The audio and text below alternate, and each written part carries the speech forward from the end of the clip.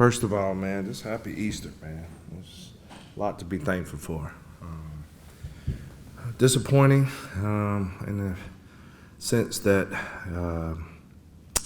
we still haven't won a game here in San Antonio. That's been the frustrating part for me as a head coach, man. I know how passionate our fans are. The support that they show week in and week out every time we come down here is just disappointing. I want to win not only for my players, but more for the fans than anything. I'm very thankful and appreciative of the support that they come out and pay their hard-earned money for us. It's just disappointing that we can't get a win at home. Hats off to Houston. They fought, clawed all the way through the game.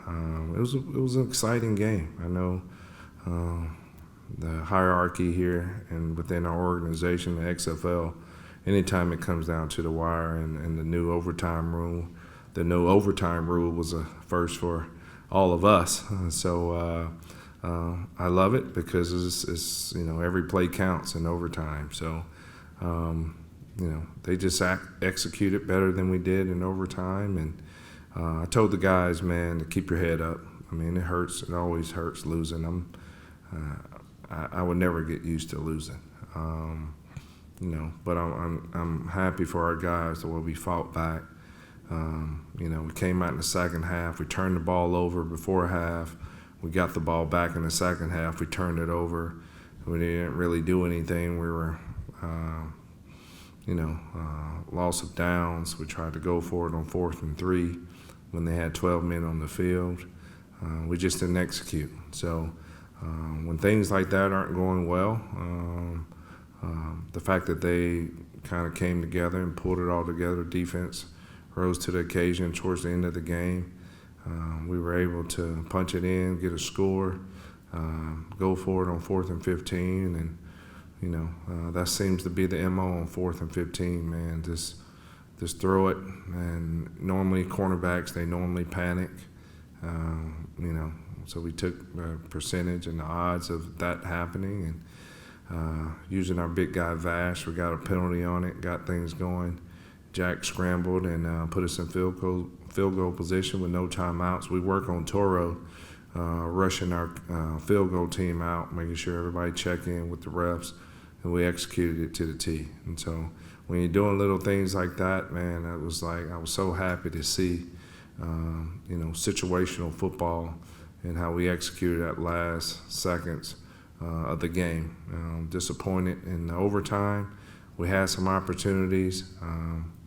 We got to make those throws. We got to make those catches. We got to protect when we're throwing a quick game. And, we got defensively, and they fought like they fought their tails off all game.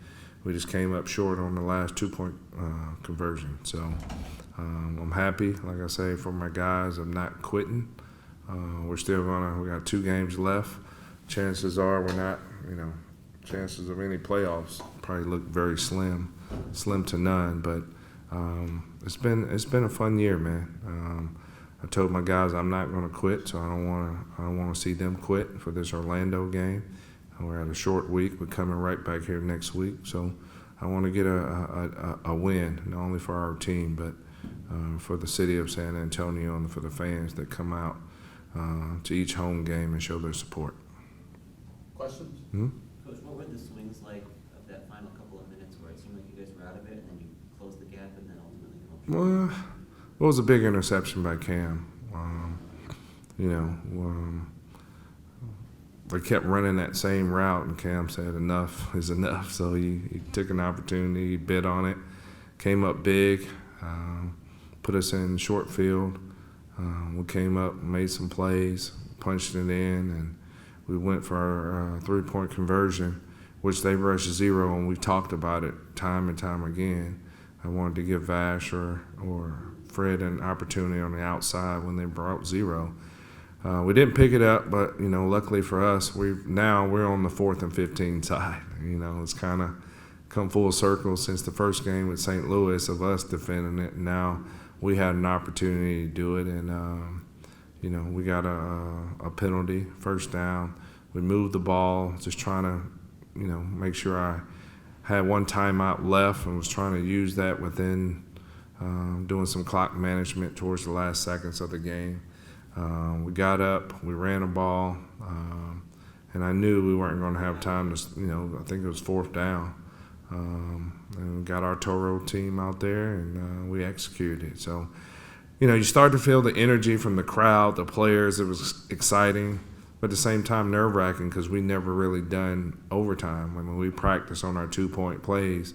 We make it competitive each and every Thursday. So we had just did the same thing, and ironically, our offense won for the first time ever. And so going into it, I thought we had a great chance of converting.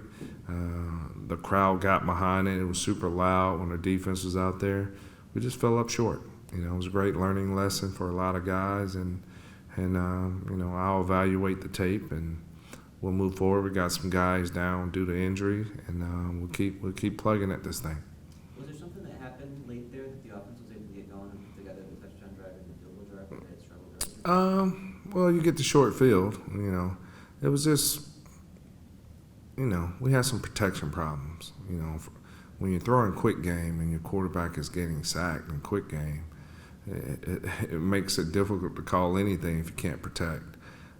It's just a matter of getting all 11 guys on the same page. The message just got to continue. Just keep communicating. If we have all 5 guys, what's frustrating to me as a head coach when somebody comes scot-free, like that, there's clearly a missed assignment somewhere because somebody shouldn't come scot-free, and that's we have way too many of guys coming clean and taking and sacking our quarterback or having some runs for losses. That's the frustration that I have with it. So we as coaches, we just got to get back to the lab and figure out what mistakes and how to put these guys in better positions. And, I got to challenge my coaches to make sure we're doing that week in and week out. But, it's a total team effort. We lost as a whole group, coaches included. We just got to continue to grind and learn from it, and we will do that. I will do that. Jack took a ton of hits in this game, and I think this on the broadcast was a dislocated pinky, but he just kept kind of getting back up. What do you This is like our 4th quarterback, so that's kind of been our MO all season long. When you can't protect and quarterbacks are getting hurt and getting hit a lot, we got to make sure we protect it better. We got to simplify our scheme, maybe even more, to make sure that we don't get our quarterbacks pounded. Any teams that's gone to their 3rd or 4th quarterback through 8 games, it's kind of hard to find consistency. When you don't have an offensive line that's played together all season long, it's kind of hard to find consistency. That's the hardest thing as a coach and me being in this position.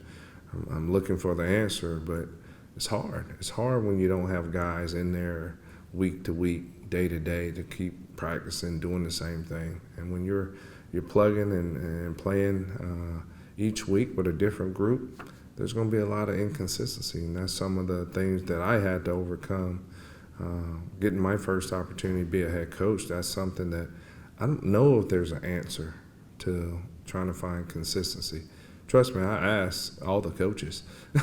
They said, when you're dealing with injuries, that's a part of the game. It's tough. It's hard to find consistency in that. And that's what we've just been lacking. We show flashes, that we can take the ball and drive it down, but then we get into a lull in the second half, and it seems like nothing was going right. So, but our guys fought hard. They always talk about ebb and flow of the game. And that couldn't be truer to the sense today. It was a dogfight going back and forth, and then turnovers. Of course, had a turnover before the half, had the turnover coming out of the half. It's just hard. It's hard to overcome some of those things, and I preach to the guys all the time, taking care of the football. And it's just hard to win games, but we had a chance at the end. We just didn't execute. And they executed better in overtime than we did. Got time for one more question? Mm-hmm. Basically, with this overtime system, I asked your last coach this too. It seemed like there's less chance for injuries and a lot more excitement. I love it. I love It it. seemed like it was really good. I enjoyed it. Listen, the good thing about the XFL, we're innovative, and if the NFL wants to adopt some of the things, I think it's different to the purists, the football players, the true purist fans. They don't like our kickoff because it's not something that they're used to seeing. But you look at it and you have less concussion because guys are within 5 yards, and so putting thought behind it as far as the health and safety of our players, I think you have to do that. Especially because football is a violent sport already. You got two men going together full speed, colliding with each other. So I love some of the rules. I just think the true. 5:50 p.m. I think the true football purists, they just have to get used to change. I love our kickoff system because it incentivizes. You're promoting more returns. I love what we did in overtime. It was great to be a part of it, man. You got 3 chances. Each play counts, and it came all the way down to the last conversions, and they did, and we didn't. So I thought it's different, but as a coach, I love it. It just instead of going down and overtime rule, you're kicking it, they go down, they score, the game's over. It's kind of like, why not just rapid fire and give both teams equal opportunities to execute from the 5-yard line. So I'm all for it. All for some of the rules that we have that the league possibly should look at and could look at and see if they can make the game safer. Yeah, I think for me personally, I can't turn the ball over. I think that really hurt us. And at the end of the day, we just got to make plays. We got to sustain drives. Really finish drives is the biggest thing because I feel like we really moved the ball well. Just need to capitalize at the end. And, I think that falls on my shoulders, so I'll take the blame for that. What were the emotional swings like here coming down the stretch where you guys have a chance to get back into it and you send it over? Yeah, I think you saw throughout the game, no matter what happened, our team just kept fighting and we all stayed in it. And we're just trying to take it one play at a time, and no matter what the score was, at what point in the game, we knew that it was going to come down to the end, and it did. And I'm really proud of the way our guys fought. Was there something different that the offense hit some plays and had some production in that stretch where earlier in the game it was tough to put points? I'd say that just overall throughout the game, I think our O-line did a great job of moving our defensive front and running the ball, and I think that opened up some things in the pass game. But at the end of the day, it was just whatever play it was, just executing during that stretch. It's crunch time, so we needed to have it. That's what we did. Obviously, you guys weren't able to convert any of the 2-pointers in overtime there. How did you feel about coming into that stretch? Were you guys confident in your ability there, or what did you make of that sequence? Yeah, definitely. We're always confident in our ability.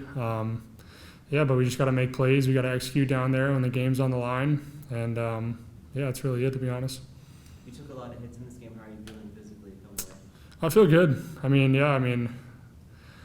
This is football. And if I'm not getting hit, it's almost pretty weird to not be getting hit playing football. So I almost enjoy it a little bit. Feels like I'm in the game. I think overall the O-line did a great job protecting, and I love playing those guys. They said on the broadcast that there was an issue with your pinky, I think it was. How did that impact you at all in this one? Yeah, it dislocated at one point in the first half, and I was able to pop it back in.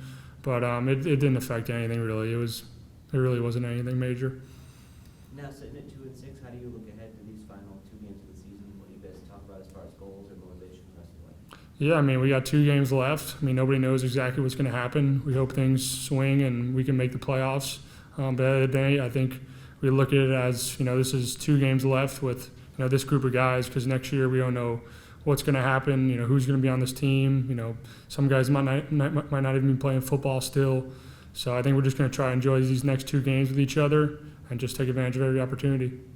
Well, for the most part, we knew we were going to be in a fight. The conversations beforehand and leading up to the week where, stay even and don't flinch, because we know that the game is, full of emotions and ups and downs. So at every point in the game, I believe we were focused on making sure that we just had more at the end of the score.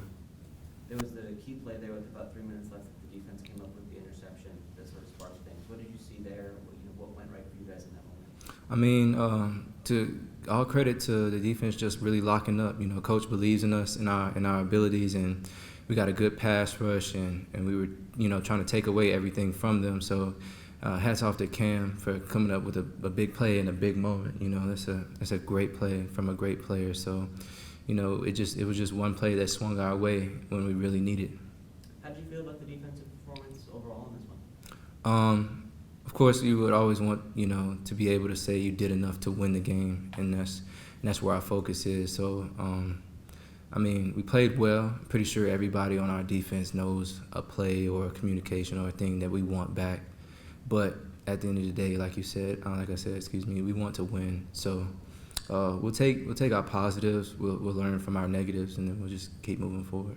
I know Coach Ward mentioned through the week third downs, and especially on that opening drive they got you with a couple of those. How did you feel about how you handled those situations and what you could do better there? You know, we were trying to anticipate, see what they wanted to do to us. You know, they got one by us, just like in a fight. You know, somebody's going to get a couple punches every once in a while. But we look at it, we make adjustments, and we were having more success, you know, as the game went on. So it's pretty much what it was.